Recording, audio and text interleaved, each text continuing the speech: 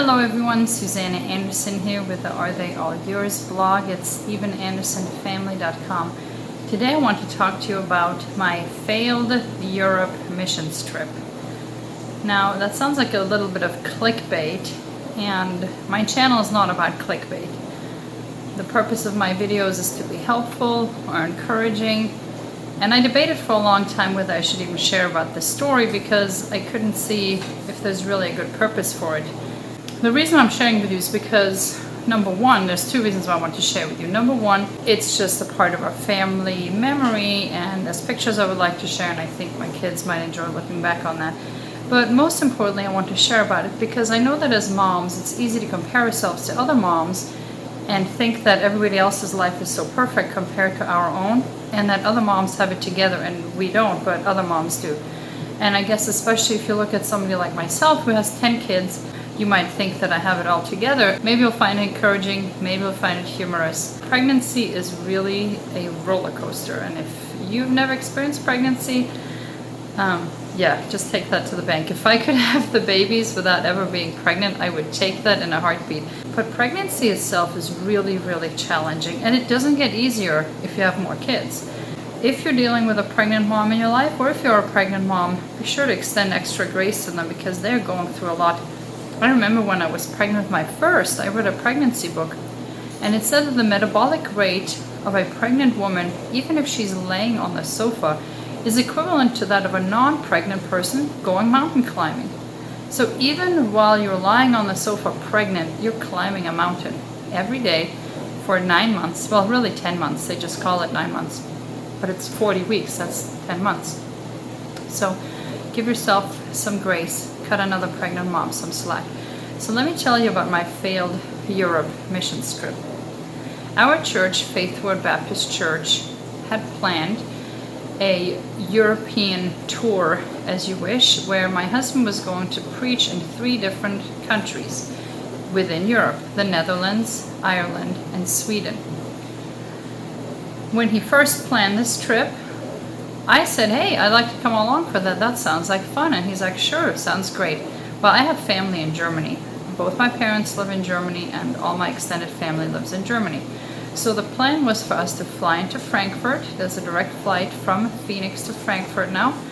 So to fly into Frankfurt, Germany, and then go from Frankfurt to the Netherlands, from there to the Ireland preaching service and to the Sweden preaching service. We were going to bring Peter with us. Peter at the time was going to be around 16 months old, and I knew I was pregnant, but I thought, well, Peter can come along with us. That way, he's a little bit too young to be left at home for almost 2 weeks. It would also make it easier for my mother-in-law, who was going to come in to watch the other 9 kids while we were gone. And then in addition to my mother-in-law being here, and obviously having 3 teenagers and a daughter that's 12 that are all very capable of helping, in addition to all that, we had also asked a friend of ours that our kids love and that's really great with our kids to come and be here. So basically there was going to be my mother-in-law, another adult, and then our 3 teenagers plus my 12-year-old daughter, all helping take care of the youngest 5 kids and just keep things running in our absence. So it was all worked out. Several weeks before we were to fly, my husband got banned from the Netherlands because of his preaching. After he was banned, they didn't just ban him from the Netherlands, but they also barred him entry from all European countries that are part of the Schengen agreement for 2 years. So he's not banned from Europe, but he can't travel there for 2 years. And that's all a separate issue. I mean, I have citizenship to 2 European countries, so if I go through all the red tape and paperwork, I could actually file for him to become a citizen, and then he could travel freely. It's not really been a priority to get it done, and obviously we couldn't do it in that quick of a time frame. So we knew that he could no longer go. We already had the ticket for him, we already had the ticket for me, we already had the ticket for Peter. Well, after my husband was no longer able to go, I still wanted to go, so instead we rebooked the ticket for being in Solomon's name. Solomon being our oldest, he's 17 years old, and he speaks fairly good German. He'd been over there a few times, had met my relatives there. So we decided that we're still going to go ahead. My husband was going to stay here, hold down the fort with the other kids, with my mother-in-law, his mom. And we were still going to go on this trip, go to all 3 events. So I figured it all out, planned it ahead of time. I like to plan things, so I planned it all.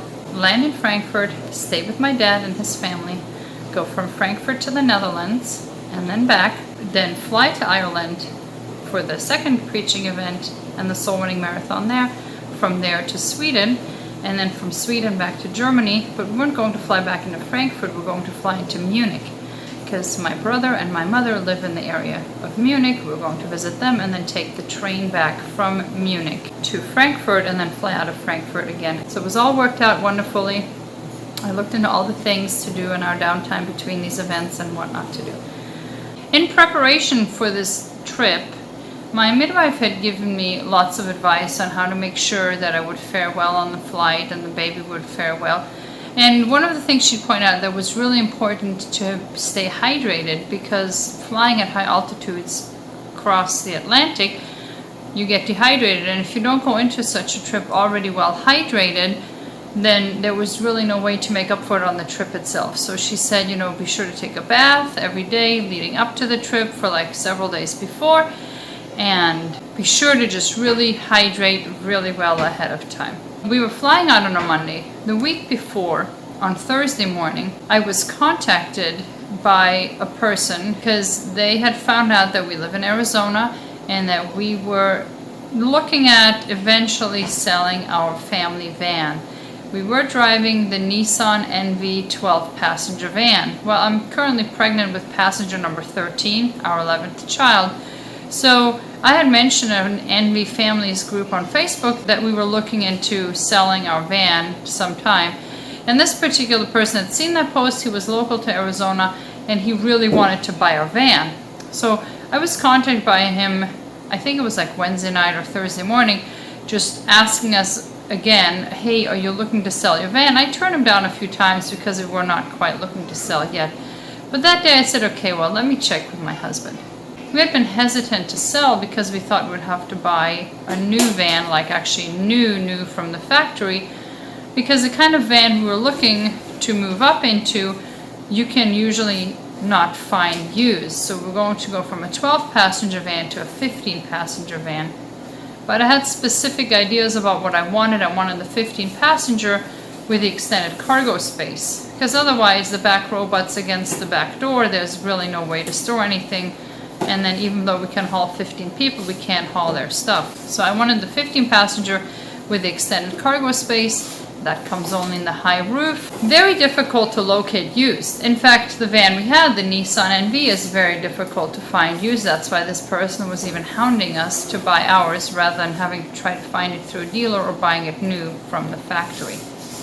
Well, this same day, or within 12 hours of this buyer again contacting us, offering us a very good cash price for our van. The exact van that I had been looking for came up used in the state of Arizona that Thursday morning at a local dealership. Combined with the fact that they're hard to find, that we already had a seller lined up, that we did want to buy one before the new baby came, even though the timing was awful as far as a little bit stressful right before our trip, I decided, okay, we just need to make this happen and buy this van because this opportunity might not come again. So that Thursday, I spent the entire day first going to the dealership and buying the new van, coming home and getting our van ready to be sold. We sold that on Friday, and just that whole transaction. Well, because we were so busy that Thursday buying a new van, selling our old van, and because the dealership they were buying it from was just in a small town about an hour's drive away from where we live, I ended up having lunch at Subway that day. Well, I hadn't eaten in Subway in about 10 years because last time I ate there, I got food poisoning. Well, I ate there this time, and for whatever reason, I got the chicken. By about Friday, I started to feel very sick. I just had very sharp abdominal pains, very fatigued. It was almost like flu-like symptoms, like all my muscles were hurting. I could not even move. I was just completely sidelined. And based on my symptoms, it appears that I got salmonella, presumably from that chicken sandwich at Subway, because that's the only questionable thing I'd eaten and nobody else in the family got sick. So I was very sick with salmonella poisoning Friday, Saturday, Sunday. In fact, I was so sick I wasn't sure if I would be able to go on the trip on Monday if I didn't start feeling a lot better.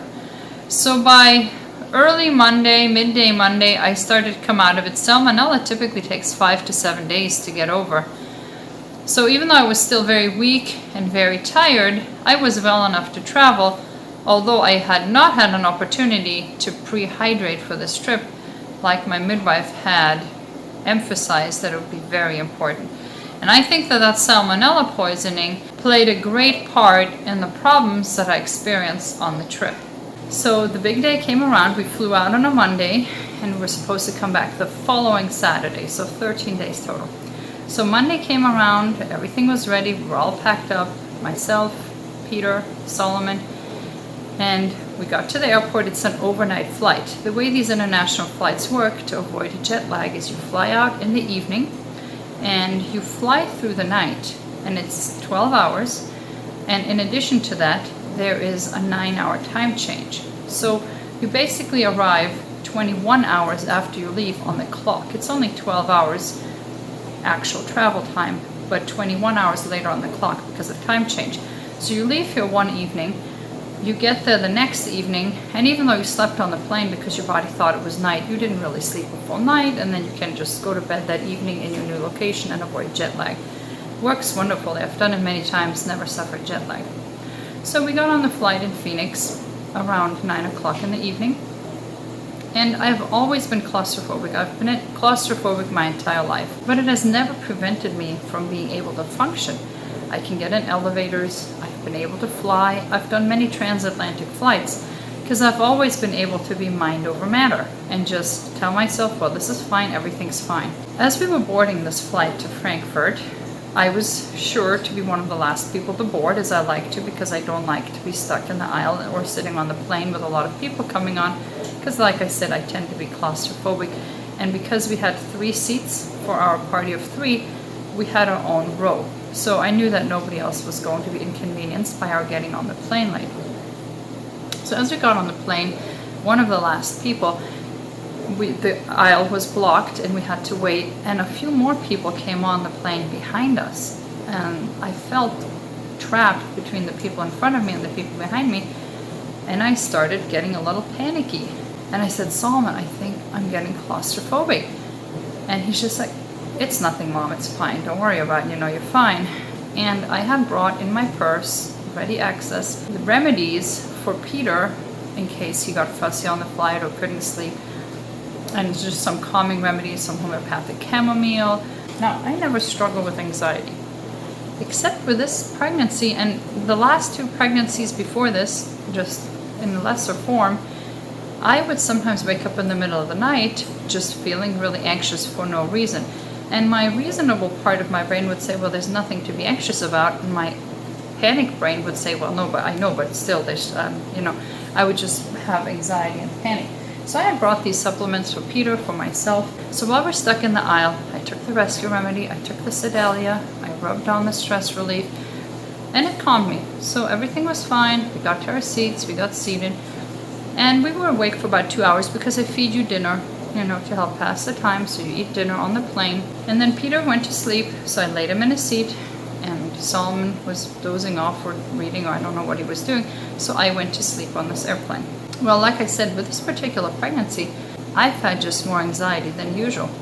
Well, I woke up about 2 hours after I fell asleep, so about 3.5, 4 hours into the flight.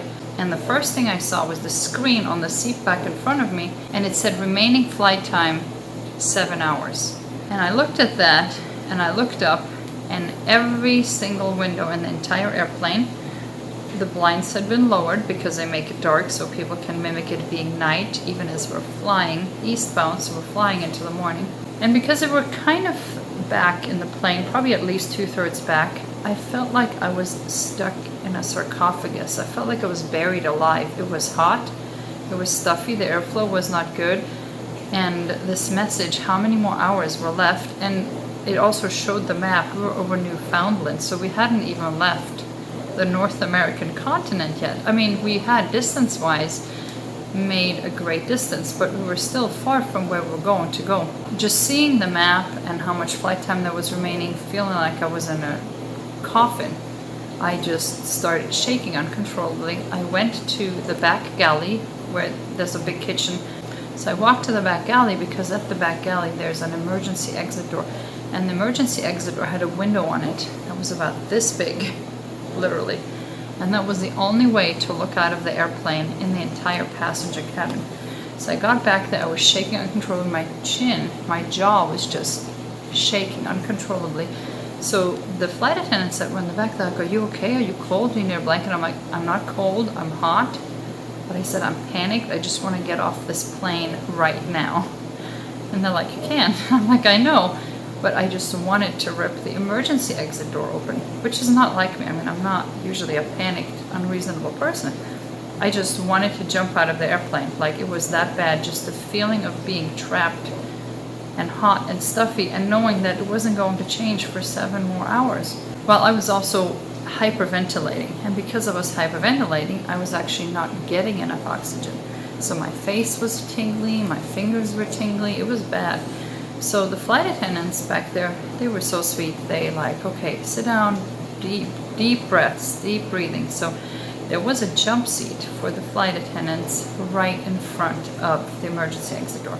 They're like, sit here, look out the window, calm down. They did some breathing exercises with me and gave me fennel tea for calming, and were just talking to me. Over the course of the next 7 hours, I spent those full 7 hours in that chair. At some point I went and got Peter and I held him.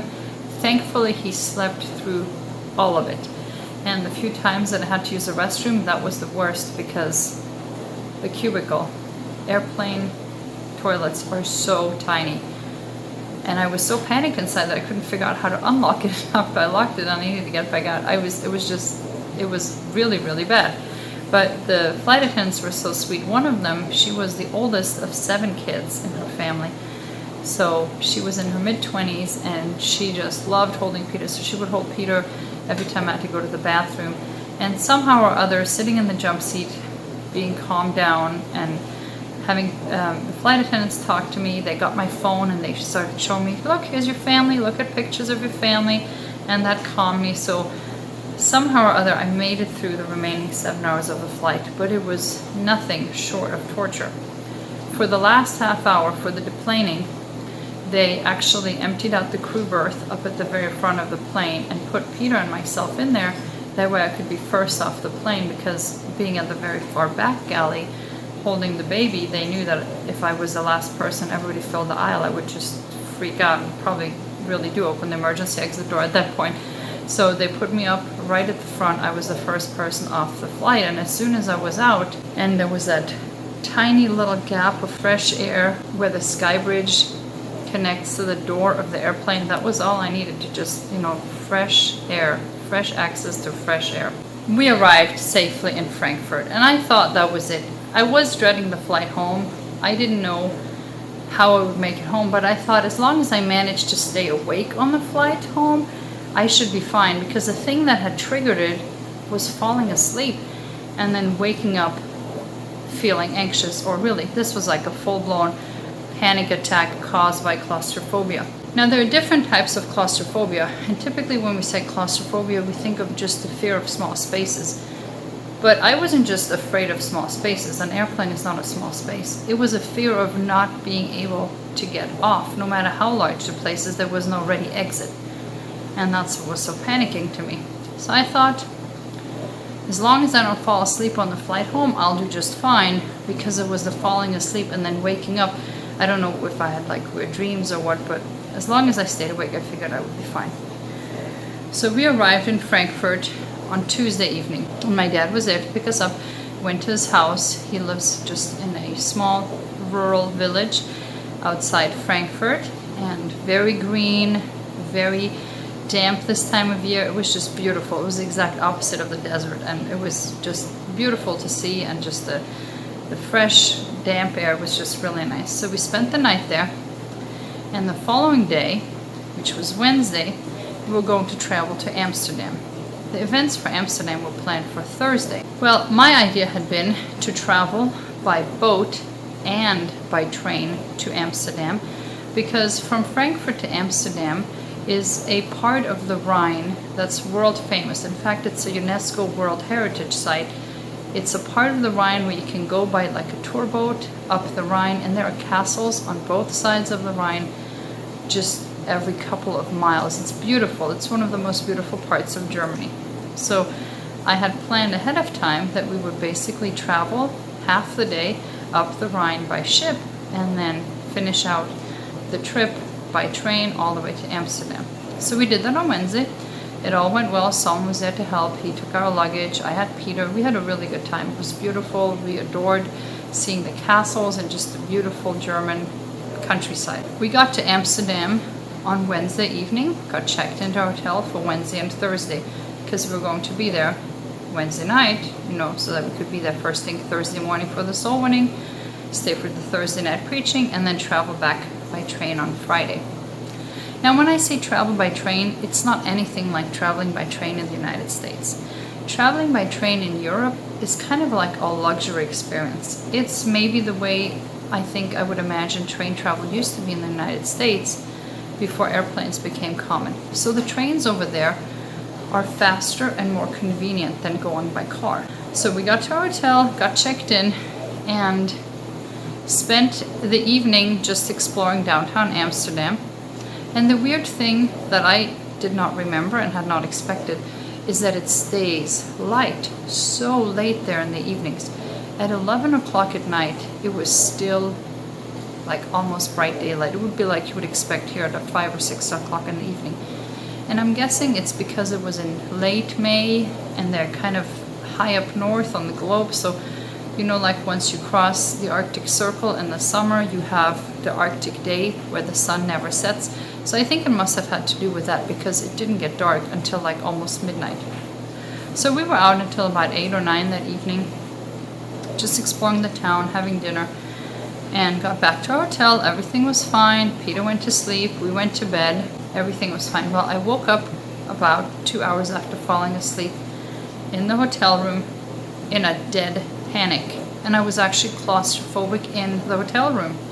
We were on the second floor. This particular window did open, but there was somebody down in the street just screaming bloody murder. And Amsterdam is a very wicked city. There's a lot of sin going on, especially in downtown where we were. So I couldn't just go downstairs and actually step out. So even though I was in the hotel room, not trapped, I couldn't go out because there was somebody just screaming bloody murder under our window. And I was in such a state of panic being in this hotel room. I was claustrophobic. I literally lay awake the entire remainder of the night, just shaking and in a panic, just taking my homeopathic supplements and waiting for daylight to come. And I think around 5:30 when I just got really tired, I think I dozed off for like another hour and a half. That was Thursday morning, and I was like, I cannot do this. This is really, really, really bad. I cannot sleep in this hotel room a second night. And in fact, I thought I'm losing so much sleep from these panic attacks. I had had one at my dad's house the night before, but just much milder. And I thought it was just maybe from being jet lagged, and it wasn't near as bad because, like I said, he lives real rurally, so I stepped out on the balcony at his house and it passed. But then in Amsterdam, by now the lack of sleep was catching up with me, but I couldn't sleep because I would have these claustrophobia attacks anytime I fell asleep. But the less sleep I got, the more panicked I got, just because the lack of sleep contributed to my panic state. So we participated in the soul winning event that morning for just half the day, which was really not very much by the time we had breakfast. And at that point I decided I need to get home sooner rather than later, because number one, I cannot fathom getting on an airplane to Ireland, to Sweden, to Munich, and then back to Phoenix, Arizona. I knew that the more time that went by, the more panicked I would become about getting home. By this point, I was feeling claustrophobic just by the mere fact that I was on a different continent. Now, this is what I mean by not being afraid of small spaces. I was just simply claustrophobic because I could not get home. I was just separated from my family by an entire ocean, and there was no way to get home. I didn't think I could get on another airplane, let alone 4 flights. I dead sure didn't think I could get on a boat and go back home by boat, because then I would be stranded out in the Atlantic for far longer. I was just in a panic state, like, how will I ever get home again? I mean, are they just going to have to put me in a coma for a medical transfer back home? Because I was so panicked at the thought of having to get back on an airplane, or also the thought of spending the second night, Thursday night, in Amsterdam at that hotel room where I'd had such a horrific experience the night before. So we stayed through lunch on Thursday and then took the train back home to Frankfurt just so I could sleep at my dad's house that night, that Thursday night. Well, that Thursday night came around, and even though I was at my dad's house, I was only able to again sleep for 90 minutes, and after 90 minutes I woke up again just in a dead panic. Could not go back to sleep for the rest of the night, except in the very early morning hours I would go back to sleep for another 90 minutes, wake in a panic, but by then the house was awake and that was distracting enough. By Friday morning I had rebooked my flights to go back. Now, the particular airline that we took, they fly direct from Phoenix to Frankfurt once per day. So I had rebooked our tickets for the Saturday flight home. For whatever reason, there wasn't one that Friday. The soonest we could go was on Saturday. And like I said, we had 3 tickets, one for myself, one for Peter, one for Solomon. We took my ticket and Peter's ticket, and I was able to exchange them into one ticket in business class home. So Peter was a lap child for the flight home, but we were in business class. We were in the front row, so there was a lot more space, and I wasn't looking at all the people in front of me, making me feel like I was just like in a sunken submarine. And also I got on a window seat, and I was able to control whether those blinds stayed up or down, and believe me, they stayed up the whole flight. So I booked that flight for Saturday, but I was still just in such a state of panic over having to get on that flight because of how awful the flight to Frankfurt had been. So by Friday morning, at my dad's urging, I went to the emergency room in Germany, in the small town where he lives. And I just told him, I said, I have to fly home tomorrow. I'm pregnant and I'm traveling with a lap child. And I said I had the worst anxiety attack triggered by claustrophobia on the way here, and I have to make it home without being handcuffed and hauled off upon arrival because I'm going insane from being locked in an airport. And that whole experience was so funny in hindsight because it's so different from what you would expect at an American emergency room. For one, I was just seen immediately. And this is in a town. So my dad lives in a village outside of town. So this town has like, I think, 70,000 people. So it is just a small town. And the funny thing is that whoever takes over your care, that's the person who stays with you for everything. So I happened to get the head of the emergency department. So he oversaw my care from the minute I walked in till the minute I walked out. And when we got to the hospital, my dad was the one taking me. I told the emergency room physician, well, I'm here because I have to fly home tomorrow, and I said I need some kind of anxiety medication so that I can make it home on this flight. And my dad said, or, if she can't travel, if you need to declare her unfit to travel, you can do that too. And I'm like, just like looking at my dad, and the doctor didn't say anything. He's like, if she can't travel, you can say that. And I'm like, Dad, I've got my whole family on the other side of the ocean. I've got to get back home. And he's like, well, you've got Solomon and Peter here, and you've got us. So, yeah, dads the world over are the same. They want to have their little daughters to themselves. But I knew that staying in Europe was not an option. And my husband would have loved to pick me up because my anxiety would have just completely dissipated had he been around me, but he's banned from traveling.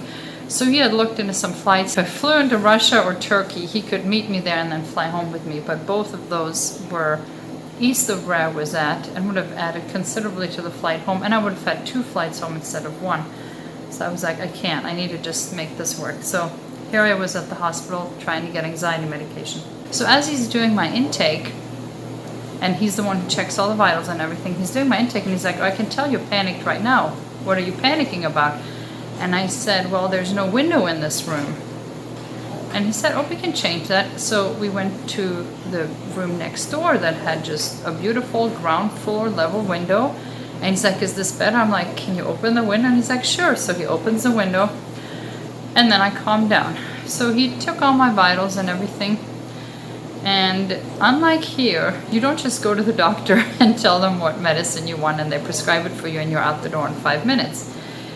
He's like, well, maybe I can prescribe you something, but he said, before we do that, I'd really like to check your blood work, and I'd like to do an ultrasound of your right calf, because my right ankle was swollen slightly, and my left one wasn't at all. And he said, well, I just want to make sure that there's not something like physiologically wrong with you, or you could have like a blood clot in your leg, and that's causing these symptoms, and if it travels to your heart, you would have an embolism, you could die.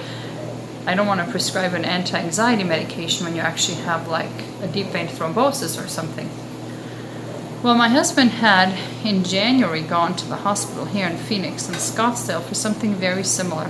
For unexplained reasons, he started having these massive bruises on his right leg, on his thigh predominantly, and they were massive. And I thought, that looks like you're having a deep vein thrombosis, you need to go to the doctor. He went to the doctor checked him and said, no, you don't fit the symptoms.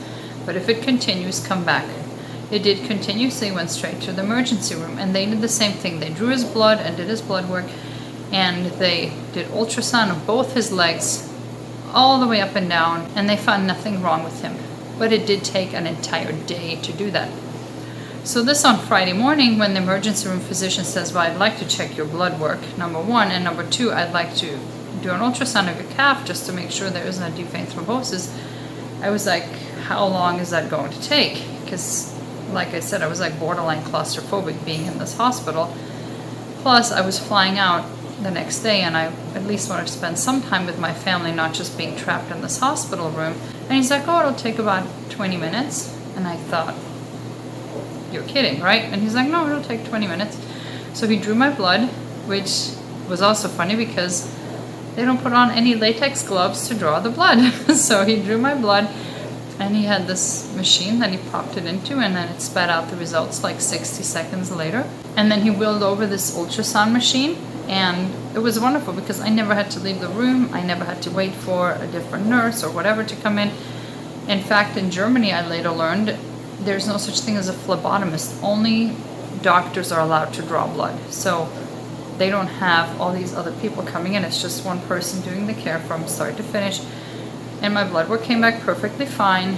There was nothing wrong, no clots or anything on my calf. So then he spent about 20 minutes researching and taking my symptoms and going over exactly what kind of anxiety medication he could prescribe me that was effective, but pretty mild and would not be dangerous to my pregnancy. So after much agonizing and checking with another physician, he prescribed me Promethazine. I think that's how it's pronounced in English, Promethazine. And the funny thing about this too is that you notice there's no name on this as far as like my name. In Germany, when you go to the pharmacy for the prescription, you don't have to wait for them to fill the prescription. You hand them the piece of paper, they walk to the shelf, they get the bottle down, and they give you the whole bottle. And they don't put your name on it because they just assume that you're going to be a responsible person. In fact, if you look at this bottle has no safety cap. It's just a regular dropper cap. So I thought that was funny, just the difference there in mentality between Germany and America. So he prescribed me this bottle, and I do have an entire bottle. So this in our house is being kept in the gun safe, so the kids can't get into it because it doesn't have a security cap. But I am keeping it because if I ever have to fly again to save a life, and that's about the only time I can imagine right now getting on an airplane again, I will bring this with me. So that was Friday morning. He prescribed that, and he said, well, just try everything else, do the rescue remedy, and he recommended all these natural things. Breathe into a paper bag, try to stay awake, try to stay cool, bring a fan. And he says, if all else fails, take that, but start with just a very low dose. Friday night came. I again had a horrible night, couldn't sleep, just anxiety. But when that happened, I had already decided before I went to bed that I was going to take one dose of this during the night if I had panic, to see, number one, how my body responded to it, and number two, if it worked. Because I wanted to take a dosage as low as possible so I wouldn't fall asleep on the airplane, while taking care of Peter, but strong enough so that it would be effective. So when I did wake up again 90 minutes into the sleep cycle on Friday night, I had decided I was going to take 1/6 of a dose. So a dose is 30 drops, I took 5 drops. And within about a half hour, it took about 5 minutes to take effect and calm me to where, even though I was still panicked, my rational brain was able to tip the scale and outweigh the panic brain, which on this entire trip, they were both present, but the panic brain would just outdo the rational brain. So the rational brain was able to take over because the panic brain was kind of tuned down, and I was able to fall back asleep. And that was the first good night that I'd slept in a long time. So Saturday morning came around, I had for the first time slept well. And I was able to meet with my mom in town that morning, and we just explored Frankfurt. Even though I've lived in Germany for like half of my childhood, I'd never explored Frankfurt, so we just took a stroll through the city, had something to eat together, did some shopping, and then took a tour bus around the city and just spent some time together before it was time for me to head to the airport. And then the flight home that I was dreading so much, now it was down to it, and I was very stressed. And my dad dropped me off, and by this point my anxiety of confined spaces was so bad that, like, even in the car, I could not sit in the car unless I had the window down, just because I had to feel like there was fresh air and access to fresh air. So it wasn't just the space, it was, like I said, the not having access to fresh air. So we got to the Frankfurt airport, and we got in there, we got our bags checked, and then I had to go through security. And I've never seen this at an American airport. I think this is a European thing. But at all American airports, once you go through security, everything is just a concrete jungle. It's locked down. There are no windows you can open. There's no way to open a window out onto the tarmac. Once you pass security and you can no longer go out the front door of the airport, you are now in there. Well, for an international flight, you have to arrive 4 hours early.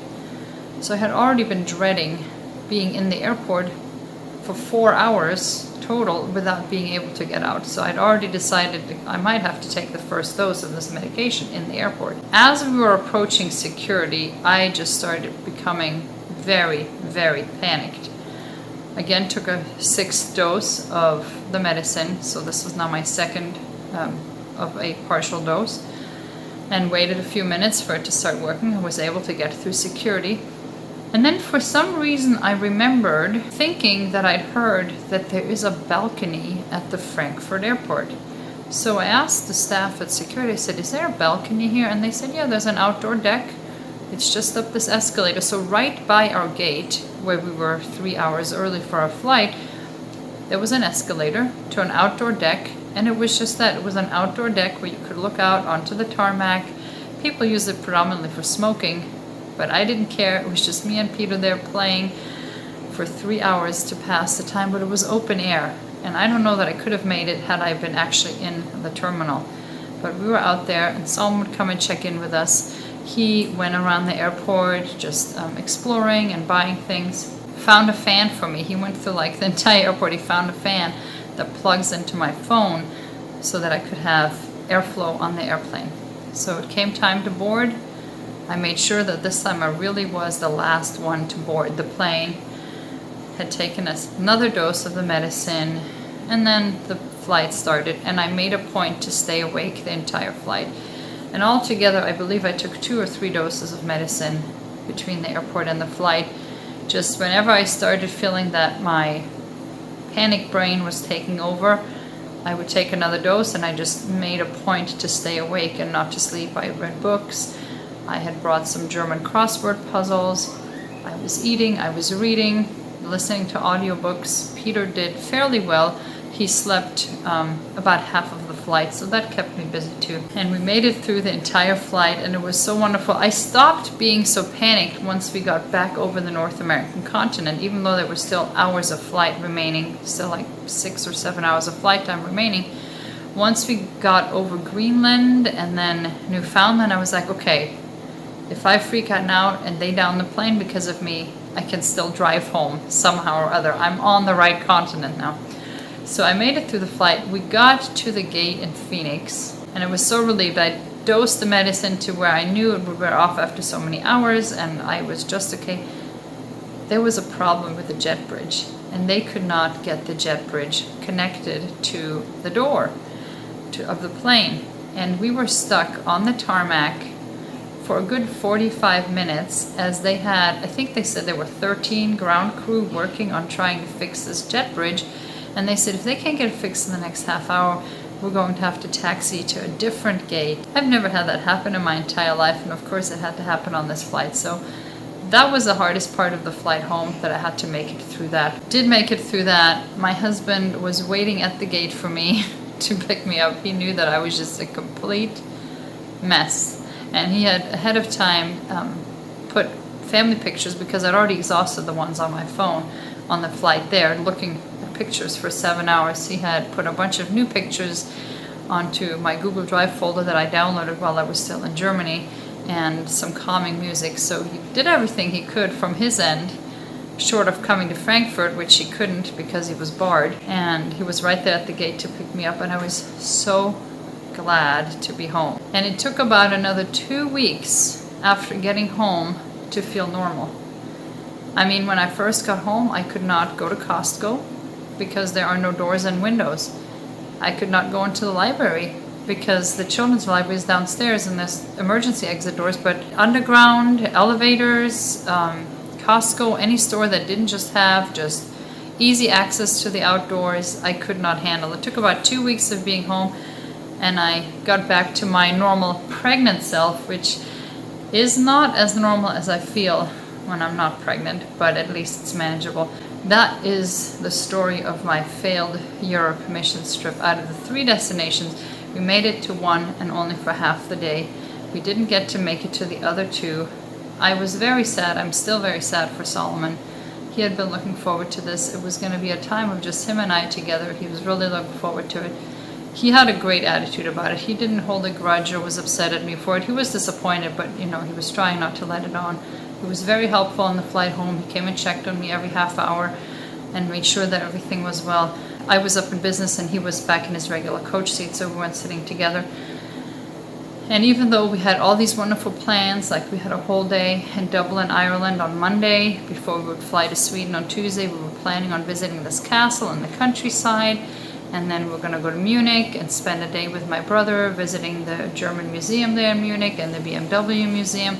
There was a lot of fun stuff on this trip that we were going to do on the days that we weren't going to the church events, and he missed out on all of them. Other than that, it was a fun trip. I'm not sure what the point in sharing the story with you is, other than to say we all have our moments, don't feel bad, and no, I don't have it perfectly together. I hope you enjoyed this little bit out of the usual episode. If you have any specific questions, please do that in the comments below. Thank you for watching.